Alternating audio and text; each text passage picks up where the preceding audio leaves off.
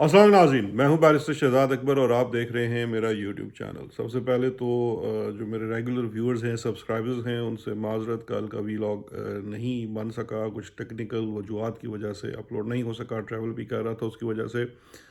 तो कुछ तो दोस्तों के फ़ोन भी आ गए, मैसेजेस भी आ गए कि सब खैरियत है, तो बताना था कि सब खैरियत है, सिर्फ कुछ टेक्निकल वजह से वो कल का वीलॉग अपलोड नहीं हो सका। आज के वीलॉग के साथ आपके सामने हाजिर हैं। सबसे पहले पाकिस्तान तहरीक-ए-इंसाफ में काफ़ी तब्दीलियाँ होती नज़र आ रही हैं पिछले कुछ दिनों से। एक जो पाकिस्तान तहरीक-ए-इंसाफ से मुंसलिक लोग हैं उनकी जानिब से भी सोशल मीडिया के ऊपर भी और मीडिया और फिर पीटीआई के सर्कल्स के अंदर भी काफ़ी ज़्यादा बातचीत हो रही थी मुख्तलिफ फोकल पर्सनस को लेके। वो आई थिंक एक क्लैरिटी आ गई है, और वो क्लैरिटी ये आ गई है कि खान साहब से मुलाकात के बाद एक नई लिस्ट जारी कर दी गई है। और मेरा ख्याल में इस वक्त जो तहरीक इंसाफ हैं उनका यही होना चाहिए, बजाय इसके कि अब इस टॉपिक में मज़ीद आया जाए। लेकिन इससे रिलेटेड टॉपिक, और जिस वजह से मैं ये बात का आगाज़ यहाँ से कर रहा हूँ, वो तहरीक इंसाफ में आप जानते हैं कि पॉलिटिकल इंजीनियरिंग के तहत लोगों को निकाला गया, भेजा गया, प्रेस कॉन्फ्रेंसेस करवाई गई वगैरह वगैरह। बहुत सारे लोग हैं जिन्होंने टॉर्चर सहा, जुल्म सहा, फिर प्रेस कॉन्फ्रेंस की, और कुछ लोगों ने सिर्फ एक छोटी सी धमकी के ऊपर ही प्रेस कॉन्फ्रेंस कर दी। डिग्रीज़ का फ़र्क है, लेकिन तरीका वारदात सबके साथ सेम रखा गया। अब उनमें से कुछ लोग वापस आ रहे हैं। कल भी जो थे बिन बुलाए खान साहब के पास रिपोर्टेडली दो लोग पहुंचे, और रिपोर्ट हुआ है कि जी खान साहब ने नागवारी का इजहार भी किया है। लेकिन मेरा ख्याल है ये अब एक दूसरी तरफ बात चल पड़ेगी कि देखना ये होगा कि जो अपनी मर्ज़ी और मंशा के बगैर जो छोड़ कर गए थे, अब वो इंटेंसिटी की बात है, किसने कब छोड़ा और क्या छोड़ा।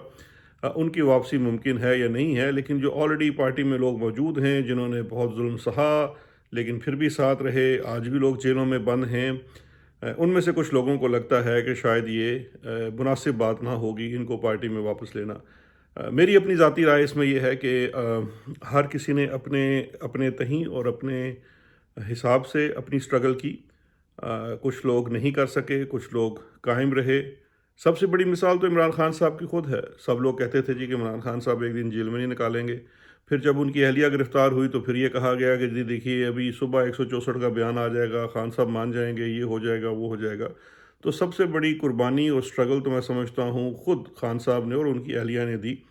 और वो मुकाबला भी कर रहे हैं, जेलों में भी हैं, कोई डील भी नहीं कर रहे, बाहर भी नहीं जा रहे।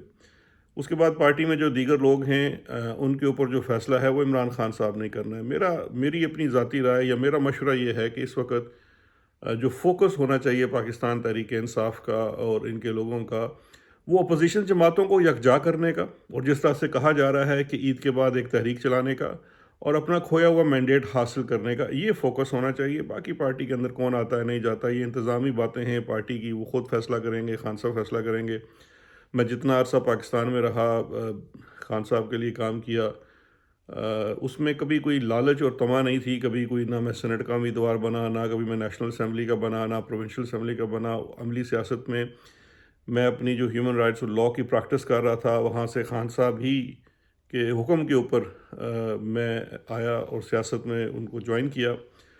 फिर बाहर जाने के ऊपर भी उनकी मुशावरत थी, और फिर जो यूट्यूब के ऊपर दोबारा से अपने आप को वापस री इन करना पाकिस्तान की सियासत या मंजरनामे पे, उसके पीछे भी इमरान खान साहब का हुक्म था। तो मेरा तो खैर अपना ज़ाती तौर पे नज़रिया ये है, और बाकी जो है फ़ैसले वो खान साहब ने करने हैं। आज का जो वीलॉग है वो ज़रा बड़ा थोड़ा-सा डिफरेंट टॉपिक के ऊपर है। ये शुरू में ये बात करना ज़रूरी थी क्योंकि ये हालिया ख़बर है। लेकिन कल गुज़श्ता रोज़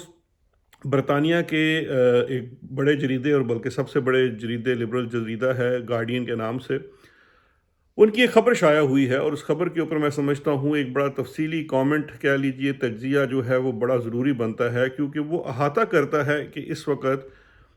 मुल्क में सूरत हाल क्या है, और इस वक्त हमारा मुल्क जो है वो सिक्योरिटी के तनाज़ुर में कहाँ खड़ा है, और हमारी प्रायोरिटीज़ आया दुरुस्त हैं या नहीं। ये जो वीलॉग है ये किसी इदारे के ऊपर कोई, समझ लीजिए, क्रिटिसिज्म नहीं है। हम कोई नहीं होते कह लीजिए कि उनके परफॉर्मेंस के ऊपर क्रिटिसिज्म करने के लिए, क्योंकि ये हक वो इदारा किसी को नहीं देता। لیکن میں یہ سمجھتا ہوں کہ گارڈین کی یہ خبر آنے کے بعد اس کا صحیح انالیسس کرنا یا اپنے تہیں جو ہمارا انالیسس ہے وہ پیش کرنا، اور پھر جو لوگ اختیار رکھتے ہیں ان سے یہ سوال بھی کرنا کہ وہ اس کے اوپر تھوڑی سی نظر ڈالیں کہ اس چیز کو لے کے چلنا کیسے ہے، کیونکہ یہ میرے لیے جو گارڈین کی خبر تھی یہ ایک بہت بڑا الارمنگ سائن ہے، کیونکہ اس کے اندر جو تفصیلات سامنے آئی ہیں وہ بہت بڑا ایک لمحہ فکریہ ہے پاکستان اور پاکستان کے سیکیورٹی اپراٹس کے لیے۔ گارڈین کی خبر یا گارڈین کا جو پورا یہ تجزیہ ہے، پہلے تو یہ جان لیجئے کہ اس طرح کے جب انٹرنیشنل پیپرز ہوتے ہیں اور وہ کوئی خبر کرتے ہیں تو اس کے پیچھے بڑی ڈیٹیلڈ اور ان ڈیپتھ ریسرچ شامل ہوتی ہے، یہ بات مہینوں ہفتوں میں نہیں ہوتی، یہ کافی لمبا پیریڈ خرچ ہوتا ہے، ایٹ ٹائمز تو کچھ خبر کو بنانے کے لیے شاید ایک سال لگ جاتا ہے۔ مختلف سورسز سے بات کی جاتی ہے، کراس ریفرنس کیا جاتا ہے، پھر اس کو باقاعدہ اپنے جو لیگل ان کا ڈپارٹمنٹ ہوتا ہے کہ کسی تہیں کوئی ڈیفیمیشن یا اس طرح کی بات نہ آ جائے تو پھر جا کے یہ چیزیں طے ہوتی ہیں۔ تو یہ بیک گراؤنڈ دینا اس لیے ضروری تھا کہ آپ سمجھ سکیں کہ یہ جو ریسرچ قسم کا آرٹیکل ہے اس کے پیچھے کافی زیادہ محنت ہوئی ہوگی۔ اب جو آرٹیکل ہے وہ یہ کہتا ہے کہ سن 2020 سے لے کر اب تک انڈین جو انٹیلیجنس ایجنسی ہے را ریسرچ اینڈ انالیسز ونگ، وہ پاکستان میں ویسے تو بالعموم انہوں نے عالمی سطح پر بھی بہت زیادہ ٹارگیٹڈ کلنگ کی ہے، لیکن بالعموم انہوں نے پاکستان میں 20 سے زیادہ ٹارگیٹس کو ایلیمنیٹ کیا ہے۔ ٹارگیٹس ظاہری بات ہے، را کے ٹارگیٹس وہ ہیں جو ان کی نظر میں انڈیا کے دشمن ہیں، جن کو وہ ٹیررسٹ کہتے ہیں، جو مختلف حملوں میں یا چیزوں میں ملوث رہے، یا مختلف جو علیحدگی پسند تحریکیں ہیں انڈیا کے اندر اس کے اندر ملوث ہیں، اور وہ لوگ پاکستان میں موجود تھے، اور اس خبر کے مطابق انہیں را کی جو ایک نئی اسٹریٹجی ہے جو پوسٹ 2019 ہے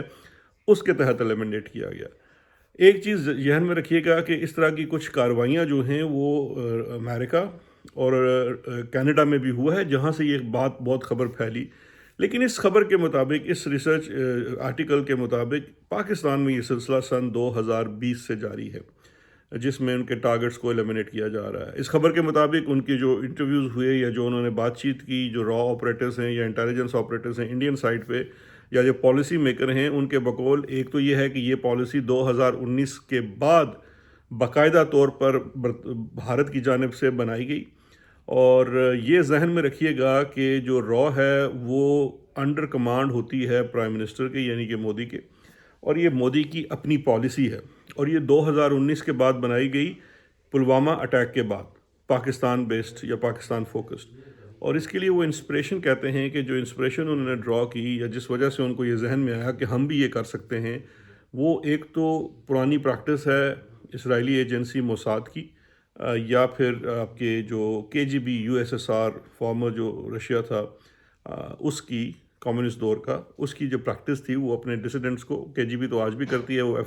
FSB بن چکی ہے، تو ان سے تھی، لیکن جو حالیہ ان کو اس میں رغبت ملی وہ خشوگی جو جرنلسٹ تھے، عدنان خشوگی، جن کو قتل کیا گیا ٹرکی میں، سعودی ایمبیسی میں، وہاں سے بھی انہوں نے حاصل کی۔ اب اس خبر کے مطابق 20 سے زائد جو کلنگز ہیں پاکستان میں، یہ اس کے لیے را نے اپنے مختلف سلیپر سیلز بھی استعمال کیے، جس میں UAE کا بڑا کردار ہے کہ UAE میں جو ان کے سلیپر سیلز ہیں یا ان کے جو لوگ ہیں، یا وہاں سے انہوں نے پاکستانی جو وہاں پہ موجود ہیں ان کو ریکروٹ کیا جو یہ کام سر انجام دے سکیں۔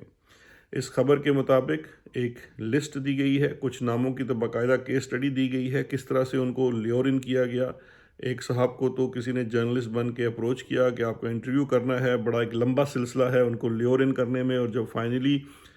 وہ جو ٹارگٹ تھا وہ لیور ان ہو گیا، یعنی کہ وہ ان کی جانب مائل ہو گیا، ملاقات کے لیے راضی ہو گیا، ٹائم طے کیا گیا اور اس کو ٹارگیٹڈ کلنگ کر دی گئی۔ اس کے لیے جو لوگ استعمال کیے گئے اس میں 20 سالہ کوئی ایک مزدور بھی تھا، کوئی UAE میں کام کرنے والا شخص بھی تھا، یا پاکستان میں مقیم کوئی افغان ریفیوجی بھی تھا۔ تو اس طرح کے لوگوں کو ہائر کیا گیا، را کی جانب سے کافی زیادہ پیسہ خرچ کیا گیا، اور اس سے یہ تمام کام سر انجام دلوایا گیا۔ جو ٹارگٹس جن کے بارے میں اس میں لکھا ہوا ہے، نام اگر میں لوں گا تو یہاں پہ جو زاہد اخند ایک ہیں، اس کے بعد شاہد لطیف، بشارت احمد پیر، سلیم رحمانی اور ریاض احمد، ان کی تو کیس سٹڈیز انہوں نے اس رپورٹ کے اندر تفصیل سے دی ہوئی ہے، اور ہم آپ سے لنک بھی شیئر کر رہے ہیں کہ آپ اس رپورٹ کو تسلی سے پڑھ سکتے ہیں۔ اور پھر اس کے ساتھ ساتھ نہ صرف انہوں نے یہ تمام وہ لوگ تھے جنہیں بھارت یہ سمجھتا ہے کہ یہ لوگ ملوث ہیں بھارت کے اندر مختلف ٹیررسٹ ایکٹیویٹیز کے اندر، یا جو بھی کشمیر کے اندر ان کا کوئی عمل دخل ہے یا انڈیا کے اندر ان کا عمل دخل ہے۔ اس کے ساتھ ساتھ خالصتان موومنٹ جو سکھوں کی تحریک ہے علحدگی کی، پنجاب کی انڈیپینڈنس کی، اس کے ایک رہنما پرمجیت سنگھ پنجوار جو تھے وہ پاکستان میں تھے، انہیں بھی آپ جانتے ہیں کہ پچھلے سال ٹارگٹ اسیسنیشن کی گئی، تو یہ بھی انڈین ایجنسی را کی جانب سے کی گئی۔ اب یہ سارے ٹارگٹس جو ہیں یہ پاکستان کے اندر سن 2020 سے اچیو کیے گئے۔ سن 2020 میں بظاہر حکومت پاکستان تحریک انصاف کی تھی، اور پھر 22 میں رجیم چینج ہوئی، اور ابھی تک جو ہے پہلے پی ڈی ایم کی حکومت تھی اور ابھی یہ شہباز شریف صاحب کی حکومت بن چکی ہے۔ لیکن ان معاملات کا تعلق پاکستان کی حد تک میں سمجھتا ہوں حکومتوں سے نہیں ہے۔ ان معاملات کا تعلق یہ ہے کہ اب ہم اصل اس چیز کے اندر آتے ہیں کہ جس کی وجہ سے یہ میں نے اس کے اوپر بات کرنے کے لیے ضروری سمجھا کہ آج کا ولاگ اس کے اوپر کیا جائے۔ پاکستان میں اس طرح کے تمام معاملات کو بیرونی ایجنسیوں کے پاکستان کے اندر معاملات کو، ان کی چیزوں کو روکنے کے لیے، ان کا تدارک کرنے کے لیے، سدباب کرنے کے لیے جو ہمارے ہاں جو پرائم ایجنسی ہے جس کی رسپانسبلٹی ہے، ویسے تو سویلین سیٹ میں آئی بی انٹیلیجنس بیورو جو کہ وزیر اعظم کے زیر انتظام ہوتی ہے، ان کے انڈر ہوتی ہے، آئی بی کے اندر بھی ایک باقاعدہ پورا انڈیا کا وہ کام کرتے ہیں۔ لیکن جو مین ایجنسی ہے جس کے پاس ریسورسز ہیں، جس کے پاس تمام چیزیں موجود ہیں اور وہ قوت بھی موجود ہے اور یہ فوکس بھی ان کا ہے، اور آئی بی بھی کسی حد تک سمجھیے کہ ان کی چین آف کمانڈ کے نیچے ہی کام کرتی ہے، اسپیشلی حالیہ دور سے، پچھلے 2-4 سالوں سے، اور وہ ایجنسی ہے جناب I S I. I S I کا کاؤنٹر انٹیلیجنس کا جو ونگ ہے، یا اس کا ایک پورا محکمہ ہے جو پاکستان کے اندر جتنے اس وقت فورن ایجنٹس کام کر رہے ہیں، یا وہ کوئی انٹیلیجنس گیدر کر رہے ہیں، یا کوئی دیگر معاملات میں ملوث ہیں، اس کے لیے جو ڈائریکٹر جنرل سی ہیں، جو بڑے مشہور زمانہ اس وقت پاکستان میں فیصل نصیر صاحب، یہ ان کے نیچے محکمہ ہے جو کام کرتا ہے، اور ان کی یہ پرائمری رسپانسبلٹی ہے۔ ویسے تو اس کا ایک پولیٹیکل ونگ بھی ہے جو ہمارے سیاست کے معاملات میں مداخلت کرتا ہے، حکومتی چیزوں کو بھی دیکھتا ہے وغیرہ وغیرہ، لیکن ان کی جو بیسک رسپانسبلٹی ہے as per his job profile, جس کے لیے ان کو تنخواہ دی جاتی ہے، جو ان کی آئینی اور قانونی ذمہ داری ہے، وہ ہے کاؤنٹر انٹیلیجنس۔ انہوں نے اس طرح کی بیرونی ایجنسیاں، جس طرح سے انڈین جو ہمارا بظاہر ایک دشمن ملک ہے، اس کی جو پاکستان کے اندر در اندازیاں ہیں، ان کو روکنا ہے اور اس کا سدباب کرنا ہے۔ بیکاز یہ یاد رکھیے کہ جب کوئی ایکشن ہو رہا ہوتا ہے، اس کو روکنا بڑا مشکل ہو جاتا ہے۔ اس ایکشن سے پہلے جو انٹیلیجنس گیدرنگ ہوتی ہے، وہ یہ ممکن بناتی ہے کہ وہ ایکشن نہ ہو سکے، کیونکہ اگر آپ کو ان ٹائم ان چیزوں کا علم ہوگا تو آپ اس کو روک سکتے ہیں۔ اب یہ کام ایسے تو ہوا نہیں کہ ایک دن یکانک کسی کی آنکھ کھلی اور اس نے جا کے ایک ٹارگٹ کو ایلیمنیٹ کر دیا۔ یہ جو ٹارگٹس ہیں جن کو ایلیمنیٹ کیا گیا، جن کو مارا گیا، اس سے پہلے مہینوں کی، سالوں کی ریسرچ ہوتی ہے، اس کے اوپر گراؤنڈ کے اوپر کام ہوتا ہے، پاکستانی ایجنٹوں کو ریکروٹ کیا جاتا ہے، پاکستانی لوگوں کو ریکروٹ کیا جاتا ہے، جن سے ایگزیکیوشن کروائی جاتی ہے۔ اب مثال ہی لے لیجئے کہ یہاں پہ اس آرٹیکل کے اندر مینشن کیا گیا ہے یو اے ای کا، دبئی کا،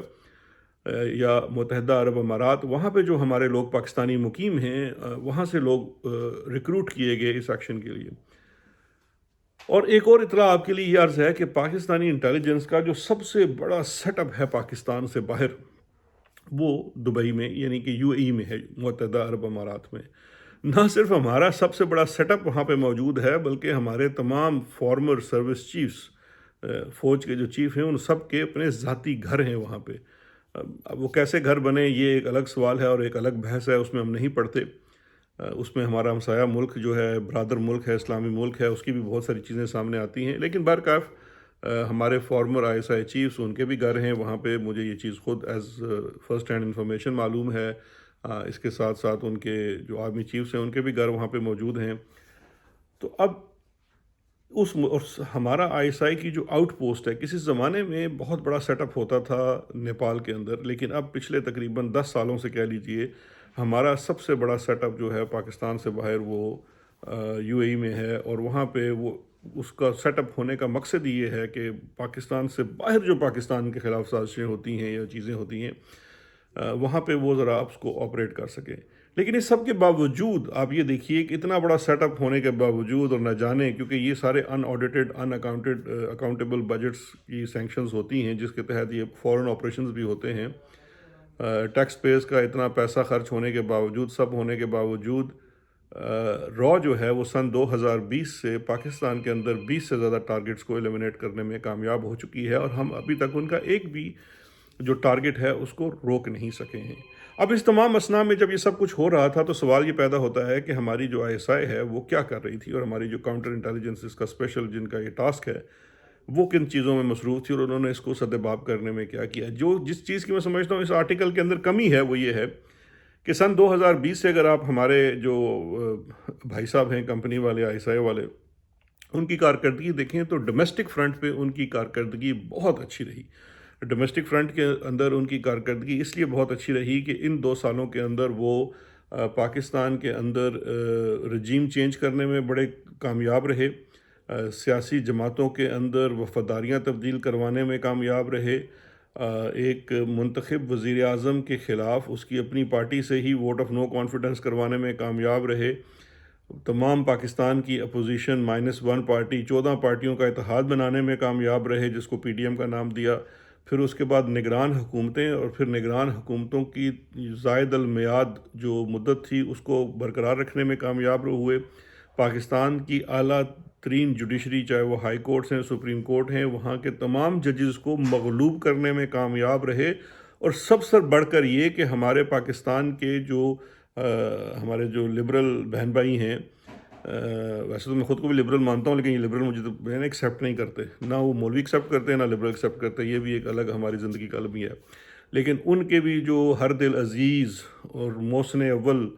قاضی فیاض عیسیٰ صاحب کو بھی پوری طرح مغلوب کیا اور ایسا مغلوب کیا کہ جسٹس منیر کی یاد بھول گئی. یہ ان کی کامیابی کا سہرا ہے. اس کے بعد انہوں نے جناب 8 فروری کا انتخاب جو ہے وہ مینج کیا اور ایسے مینج کیا کہ پاکستان تحریک انصاف جو 2/3 اکثریت لے کے کامیاب ہوئی, عوام نے نکل کے ووٹ ڈالا, اس کو کمال خوبصورتی سے انہوں نے مائنورٹی پارٹی میں تبدیل کر دیا. نہ صرف یہ اب بلکہ حکومتی اتحاد کو وہ 2/3 اکثریت سینٹ کے انتخاب کو ڈال کے دلوانے میں کامیاب ہوئے. اتنی زیادہ ڈومیسٹک سطح پہ اگر آپ کی کامیابیاں ہوں گی تو ضرور یہ ہوگا. اب آپ خدا تو ہیں نہیں, فرشتوں کی صفت تو آپ میں ہے نہیں, تو یہ پھر ضرور ہوگا کہ آپ کی جو نظر ہے وہ دوسرے چیزوں سے تھوڑی سی ہٹ جاتی ہے. اور میں یہ سمجھتا ہوں کہ ہمارا جو پڑوسی ملک ہے جسے ہم دشمن سمجھتے ہیں اور دشمن کہتے بھی ہیں حکومتی سطح پہ, عوام کا تو بڑا ایک اور قسم کا سلسلہ ہے ان کے ساتھ. تو خیر وہ اس چیزوں کو آف کورس وہ اسٹڈی کر رہا تھا, وہ دیکھ رہا تھا, وہ کوئی عالم دور تو نہیں بیٹھے ہوئے تھے, تو ان کو یہ بڑا زبردست ٹائم لگا کیونکہ ایسی حرکتیں دیکھیے بھارت کا ان ٹارگٹس کو لے کر تقریباً پچھلے 20-30 سال کا ایک عرصہ ہے جس میں وہ ان کے ساتھ کچھ کرنا چاہتے تھے. اور بھی بہت ساری چیزیں تھیں, ان کے پاس کیپیسٹی اور کیپیبلٹی بھی تھی, لیکن جو اپرچونٹی ہے وہ تب پیدا ہوئی ہے جب محافظ کی نظر اس کام سے ہٹی ہے جس کام کے لیے اس کو تعینات کیا گیا تھا, کیونکہ وہ کسی اور کام میں مصروف تھا. کیونکہ ہم چونکہ نالائق لوگ ہیں نا, ہم سویلین نالائق ہیں, بیوروکریسی اپنا کام نہیں کر سکتی, ہم نہ یہ نادرا کا نظام چلا سکتے ہیں, نہ ہم سے PTA چلتا ہے, نہ ہم سے نیشنل ہائی وے چلتی ہے, نہ ہم سے واپڈا چلتا ہے, ہم نالائق ترین سویلینز ہیں. تو پھر ان بھائیوں کو وہ بھی سنبھالنا پڑا. تو جب وہ ظاہری بات ہے ہمارے محافظ کو یہ تمام کام کرنے پڑے تو پھر وہ نظر ہٹ جاتی ہے, اور نظر ہٹنے کی وجہ سے یہ کوئی 20 لوگوں کا کام ہو گیا. ادھر مودی صاحب کی بھی چاندی ہوگی, بیکاز یہ آرٹیکل یاد رکھیے,